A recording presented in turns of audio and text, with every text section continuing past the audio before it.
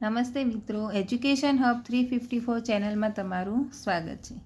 તો આજે આપણે શીખીશું ધોરણ 7ની ગણિતની પાઠ્યપુસ્તકનું ચેપ્ટર 1 પૂર્ણાંક સંખ્યા, જેનો થિયરીનો વિડીયો આપણે આગળ સમજી ગયા છે. આજે આપણે સ્વાધ્યાય 1.1થી શરૂઆત કરીશું. એનો પ્રશ્ન 1 છે કે પૂર્ણાંક સંખ્યાઓની જોડી લખો જેનો પહેલી રકમ છે સરવાળો -7 હોય. એટલે કે આપણને ખબર છે કે સરવાળો કરવાનો છે, પણ એનો સરવાળો -7 આવવો જોઈએ. હવે સરવાળો કરવાનો છે એટલે વચ્ચે પ્લસની નિશાની કરવાની. અહીંયા કોઈ પણ બે રકમ તમે લઈ શકો છો. મેં અહીંયા લીધી છે -4, પછી સરવાળો એટલે કે +, -3.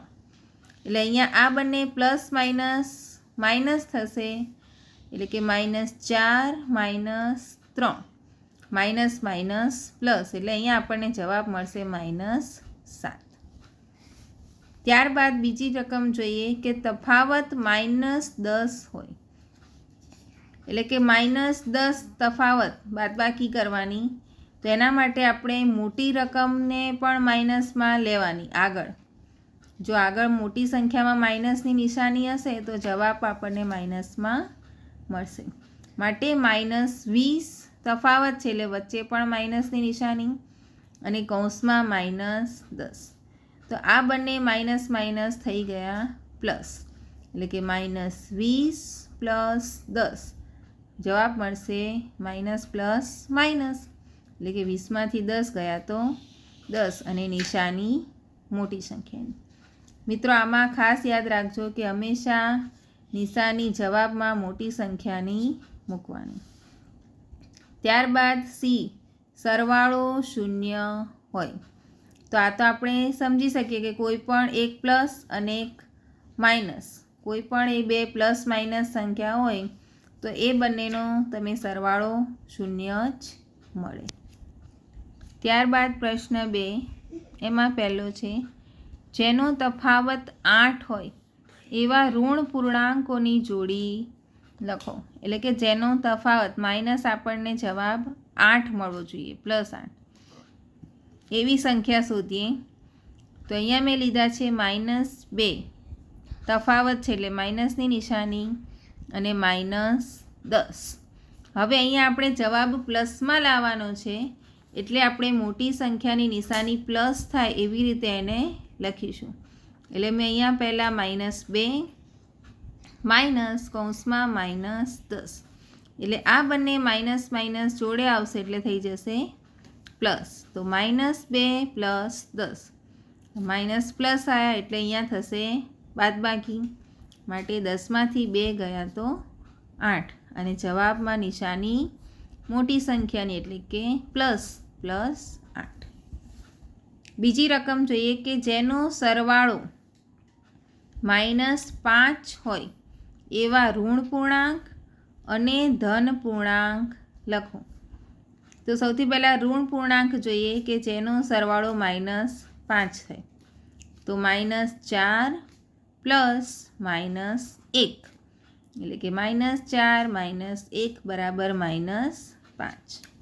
તમે અહીંયા બીજી રકમ પણ જાતે વિચારીને બનાવી શકો છો. બીજી રકમ લીધી છે ધન પૂર્ણાંક.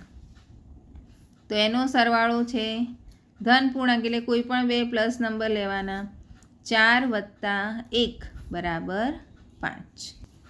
ત્યારબાદ ત્રીજી રકમ છે જેનો તફાવત -3 હોય એવા ઋણ પૂર્ણાંક અને ધન પૂર્ણાંક લખો. તો ઋણ પૂર્ણાંક જોઈએ કે -7 -4, એટલે કે માઇનસ જોડે આવે એટલે પ્લસ થઈ જાય, -7 + 4, માઇનસ પ્લસ એટલે બાદબાકી કરવાની. 7માંથી 4 ગયા એટલે 3, નિશાની મોટી સંખ્યાની એટલે કે -3.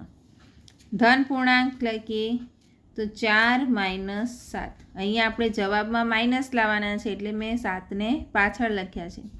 4 - 7, એટલે કે 7માંથી 4 ગયા તો 3 અને નિશાની મોટી સંખ્યાની એટલે કે -3.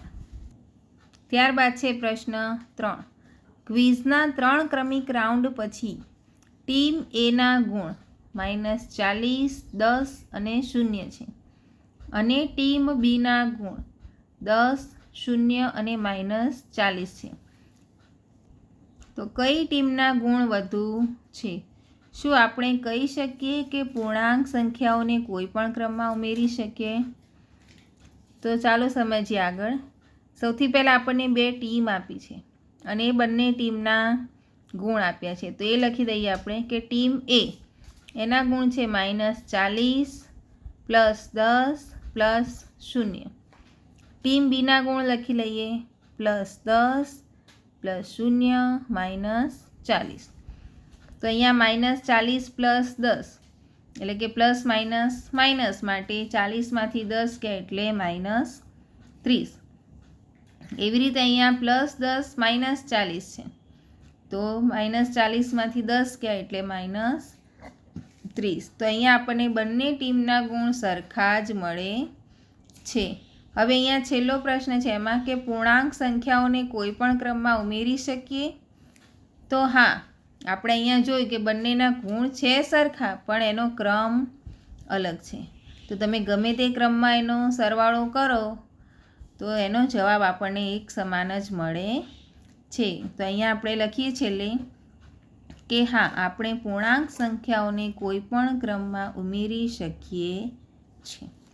ત્યારબાદનો પ્રશ્ન 4 છેલ્લો છે, ખાલી જગ્યા. કે નીચે આપેલા વિધાનોને સાચા બનાવવા માટે ખાલી જગ્યા પૂરો.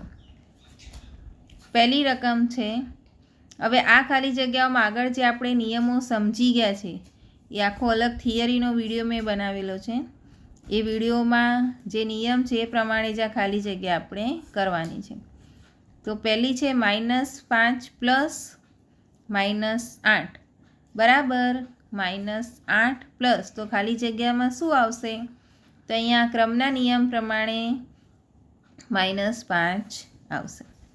બીજો નિયમ છે -53 પ્લસ ખાલી જગ્યા બરાબર -53. હવે તમે -53માં કઈ સંખ્યા ઉમેરો તો જવાબ આપણને તે જ મળે? તો એનો જવાબ આવશે 0. ત્યારબાદ ત્રીજી રકમ છે 17 પ્લસ ખાલી જગ્યા બરાબર 0. હવે તમે 17માં એવી કઈ સંખ્યા ઉમેરો કે તમને જવાબ 0 મળે? તો આપણે જાણીએ જ છીએ કે એ જ સેમ જ નંબર પણ એ માઇનસ હોવો જોઈએ એટલે કે -17. ત્યારબાદનો જૂથનો નિયમ છે અહીંયા જૂથ અને વિભાજનનો કે 13 + -12 કૌંસમાં કૌંસ પૂરો પ્લસ બીજા કૌંસમાં ખાલી જગ્યા બરાબર 13 પ્લસ મોટા કૌંસની અંદર -12 પ્લસ -7.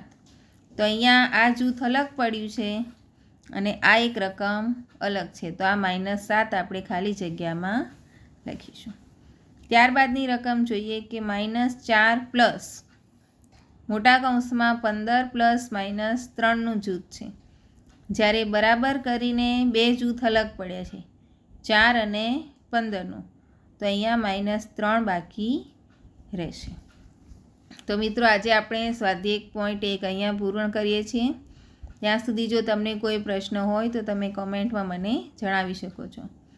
ત્યાં સુધી આવા જ સરસ વિડીયો જોવા માટે મારી ચેનલને લાઇક, શેર અને સબસ્ક્રાઈબ કરજો. Thank you.